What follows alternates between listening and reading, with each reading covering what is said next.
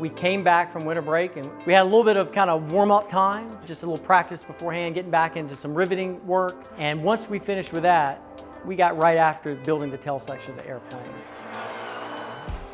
So the last 3 weeks to a month have been spent on the tail cone, which we just completed today and are pretty psyched about.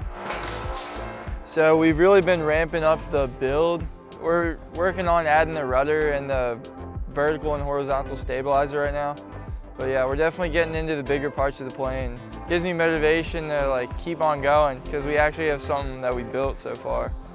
What would you be looking for, max range or max? So it's interesting, in the classroom, we're doing some basic theory of flight, and we're doing everything from decimals to proportion and that sort of thing as we go through.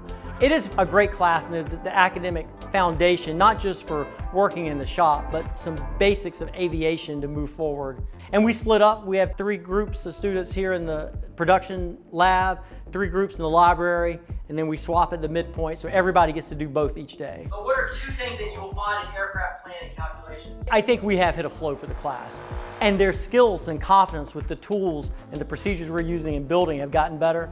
It is really just taken off. The glide slope we're on right now, I couldn't be much more excited. The Wright brothers originally came down here in 1900, and their first trip down here, they shared a small tent. So when they needed to come back next year with their other glider, they really wanted something a little bit more luxurious. They wanted primarily a place to work. In 1901, they built what we commonly refer to as the camp building, which was their primary workspace. That's where they kept their tools. That's where they worked on the glider. And then a smaller portion of the building was for living, sleeping, and a really actually well-stocked kitchen. It also happened to be the place where they stayed, on cots or in hammocks that hung from the ceiling. It was incredibly important to be protected from the elements around here.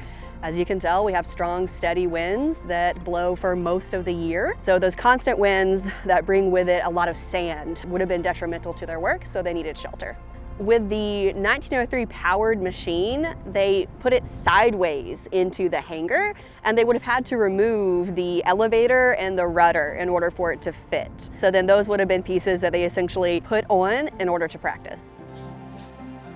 I know our kids look back to the Wright brothers a lot as we move forward and come through different challenges and setbacks and then recover and keep going.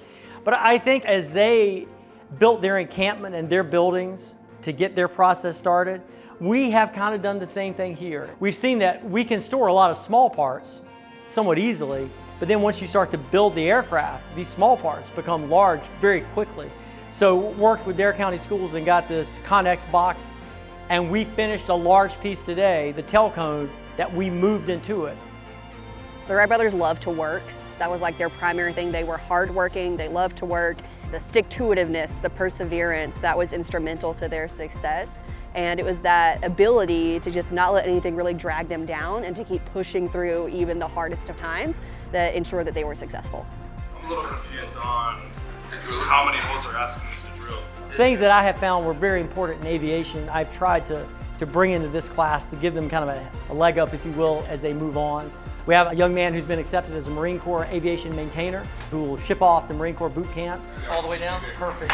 Well done. Well done. Really what made me want to join this class most for my career, so I can expand on that in avionics in the Marine Corps, take what I've learned here and have a foundation so when I start school.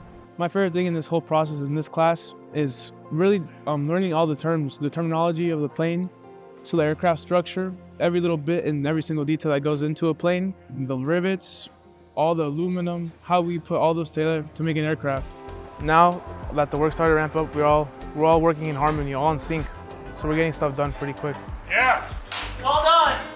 The boys have been locking in the past couple months more than ever, and we're definitely seeing a lot of progress.